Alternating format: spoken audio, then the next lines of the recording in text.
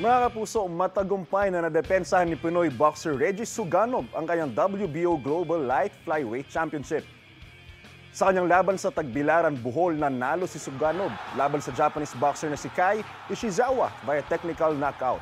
Sa round 8, 2 beses pinatumba ni Suganov si Ishizawa hanggang sa hindi na siya nakabangon. Sa professional career ni Suganov, meron na siyang 15-1 record. Ikaw naman siya sa world rankings ng light flyweight division.